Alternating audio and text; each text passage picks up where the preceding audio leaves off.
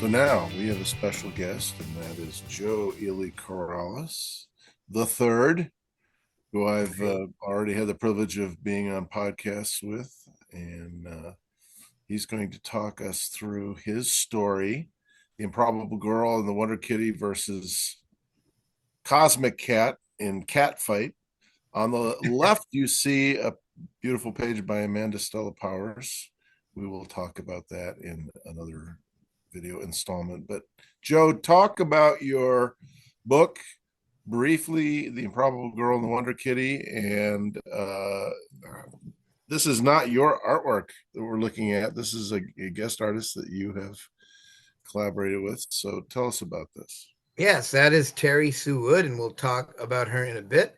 The The Improbable Girl and the Wonder Kitty is a comic book that I started in the school newspaper that I sponsored to entertain the students at school. They wanted a newspaper and they wanted it to have political cartoons and whatnot. Then somebody said, "Well, why don't we have story cartoons?" And so I said, "Well, okay, let me make up a story." I made up a story, and then they wanted backstory, and that's sort of become the sort of nexus of everything, this idea of world building. And so I decided to actually give it a shot, look up how to make comics, and I was became acquainted with you officially, in real life, and so I you've been sort of Real life being social media. yeah, exactly. Yeah, I kind of consider you to be sort of like my sequential art godfather and consigliere because you've given me such advice on this. And so I'm on issue number going on to issue number 14 now. Try to publish quarterly, and I'm having a heck of a time. I mean, by that I mean a hell of a time, a good time in this business. Now, what we're looking at here is the art of Terry Sue Wood, who's from the 1990s. She's known for Wandering Star, and she's working on some other properties right now. I became acquainted with her online, and we collaborated. And she illustrated a an incident that actually occurred at one of our school in services, and we adapted it for the Improbable Girl and Wonder Kitty setting. So it's like a little 5-page, very nicely done vignette, I guess you'd call it, short 5-pager at the back of one of my books because she really likes the Wonder Kitty character. In fact, she's the Wonder Kitty's godmother or fairy godmother, as I like to say. Well, tell us a little bit about Wonder Kitty. We're looking at Wonder Kitty here in the boxing ring. Here she is up in the top left corner, and she's a human being. What's the deal with her? Well, in the play out of the story, these two young wannabe reporters end up encountering an alien that gives them some superpowers.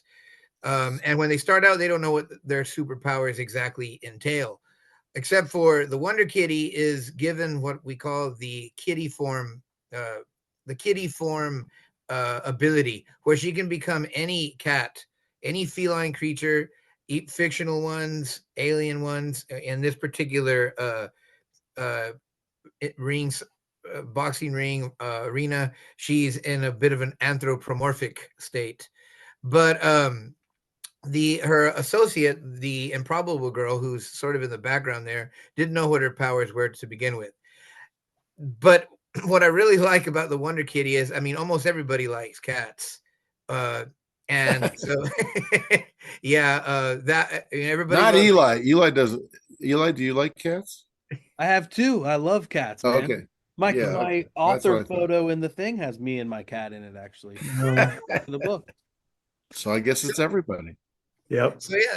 So yeah, the whole angle of people liking cats and cats kind of being mysterious, and there's a lot to unpack there. Superstitious stuff, arcane stuff, um, and so we can go and explore a lot of different things there. So in this picture here, you see the Lion Gazette, which is the name of the school newspaper. But this is kind of like the in-universe version of it. It's kind of a failing newspaper in a way because the internet has come in, so they're coming into journalism right at the end. It was once a great, amazing, like uh, paragon pillar of journalism is now dwindling, and so they can't they can't afford to pay them as journalists. They do write stories, but they end up working in the mailroom, and so they're always looking for the ticket out. And the ticket out in this particular case, and by the way, the ticket out hardly ever works, is a associate with this one sort of character that and this is where the multi-mentions effect comes in. Now, what I wanted to do with this is I wanted two things. I wanted, first of all, to use a character that wasn't the the one that everybody was going to. I like Trish had said in her segment, everybody was probably going to do a Megaton Man or one of the more centralized characters. I wanted to use Cosmic Cat. Cosmic Cat is kind of in a weird ubiquity in your book, but not really in the center. So you know what? Let's kind of play with that. The other thing that I wanted to do was attempt a merger of the styles, because I wasn't sure if you wanted, if that's sort of what you were going for, kind of seeing your characters through the prism of other artists.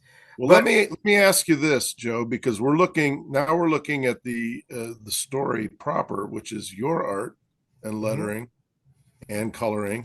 So you did a 3-page story, and then you invited Terry Sue Wood to do her illustrations. So briefly talk about how long have you been drawing and cartooning, and what was your reason for starting that? Well, I've been Because drawing for. you're also, people should know you're a school teacher and you're a pilot in the Air Force Reserves, Air Force and you're a Auxiliary. mariachi violinist, But and yes. probably a few other things I don't know about. But what got you into cartooning? Well, I've always liked to draw, first of all, but my father was a big influence. I said this in a few places, but my father had aspirations to be a cartoonist, a comic book artist when he was young, and even attempted to do so. He sent some materials to some place. I got the story after he passed away, and he was sort of rejected, and it kind of derailed his whole plan. So he went to go work petrochemical industries, and I didn't discover this until after he had passed away. So I figured that I would just give it a shot. Let's try to make this work. I had done some stuff, like I said, for the school newspapers that I'm the sponsor of. I said, let's kind of refine this a bit. Now, again, I'm one of those guys.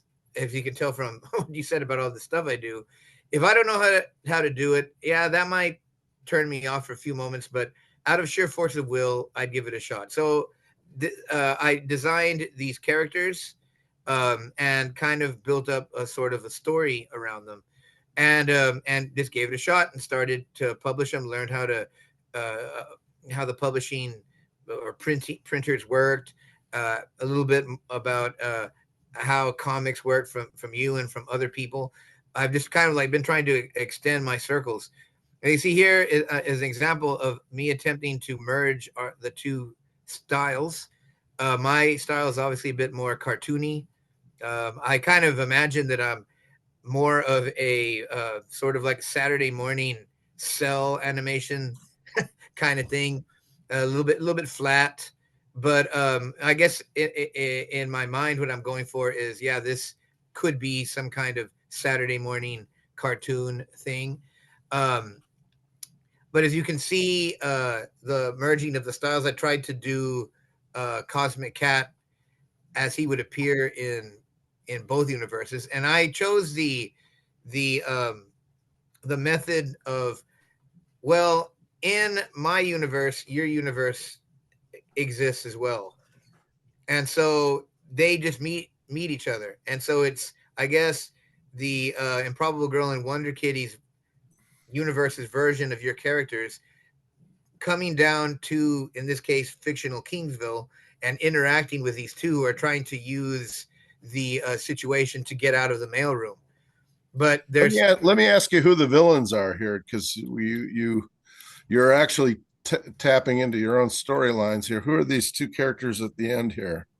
the female one is Dr. Tara Daffida. She's an evil botanist that works for an organization called Organization Orco, and she is the purveyor of the seeds of destruction. Um, she's also not a totally ruthless villain, although I think she would kill the protagonist. They're kind of more of the bumbling sort. The other fellow that's there is Dr. Horace Pimosis, your typical, sort of, I don't know, your sort of Boris Karloff inspired villain. And here's Terry's version of him. I really love what she did with him. This story here of them in the ring doesn't at this moment totally exist. But what I'm thinking of doing is combining the story that the three-part story there, expanding it into a 22 or maybe even double issue thing, and telling this story. And this story will have sprung from the seeds, not of destruction, but from the seeds of multi-mentions. See what I did Well, there? And so some of, go ahead. my favorite word is destroy. Never mind. That's an inside joke. Who are these other Make that characters book? in the? Didn't you make that book? Who are these? That's a common misconception. Who are these other characters in the auditorium? Who's this ghoulish girl with the beaver teeth? Actually, All that is these are allusions to other storylines that are going to come up. all right. So the character there, the redheaded person, is Roger Ratnick, and he is a master of disguise. He has rat-like tendencies, rat-like idiosyncrasies, and so he technically is the nemesis to the Wonder Kitty. You know, that whole rat versus cat thing. Although she ended up landing him in prison in an earlier thing, he's obviously out. All the soldiers that are in the background are background soldiers that Terry pulled out of various issues. And so, yeah, like the gentleman, the two guys that are betting, I will tell you this: the one on the left has a much larger story than a much larger story than is there. And the gentleman that's standing behind there checking out the improbable girl is one of the kind of key villains that has yet to really been brought to the middle, um, brought to the center rather. And so there's the improbable girl, and yeah, as you can see, somebody there is doing her dirty with their phone from a most inappropriate angle. So yeah, all these background characters have actually featured before, and I kind of like to do that. Um, Unlike in Star Trek where the red shirts always die, we get to learn about the red shirts of Organization Orco before they eventually are killed off. um, I like to go with what Kurt Vonnegut said about giving everybody a character they could root for. You would be surprised how many people root for background villains in my stories. I have people sending in, "Hey, would this particular guy in the background?" And so I'll bring him to the front. We'll turn him into somebody. And I find that very interesting that people just kind of attach to something that was basically an afterthought, something in the background. That's I guess that's the cool thing about Easter eggs. People like to find them and they take them to heart. Oh, see that little Carrales globe symbol over there? I think I know the guy who brought that about, and I appreciate that very much. So That this is your global ambitions up here. yes, Corellas world Industries. domination, 1 cent at a time. All right, Steve, do you have any Yeah. commentary? One of the things I wanted to say about this comic, interesting compared to the last one, that we were talking about the sort of artistry that she brought to the pictures that Trish brought, and I really do see, Joe, what you've got going here. It's a wonderful sort of, like you said, Saturday morning cartoon energy, and it's really fun and energetic. There's a lot to enjoy there. I I'm reminded that a lot of Saturday morning cartoons ended up becoming comics themselves, and some really good ones. So I kind of identify that when I look at this work here. It's really fun and lots of look at all those details. The Manhattan Project. It's great stuff. Did you see the little Brezhnev reference now? Yeah, Don had showed me that he had drawn this particular newspaper somewhere, and I say, no, we'll kind of embed that as one of those Easter eggs. But he kind of cut it off there at the bottom of the caption of who is this man or whatever. So you know what other stories would probably run in a newspaper from the 1976 or whenever it was. I think I tried to draw a quick, really crude Gerald Ford looking person. Uh, and a bunch of other stuff, so like "Don't Cry for Me, Argentina," I think is in there, and all kinds of weird stuff like that. But that's the sort of thing that I like to put in comics, stuff for people to explore in the background. Because I'm always of the mind, well, they find the story boring, at least the stuff in the background won't be. Like Rocky. Well, the stories are not boring, and the Thank background stuff is fun.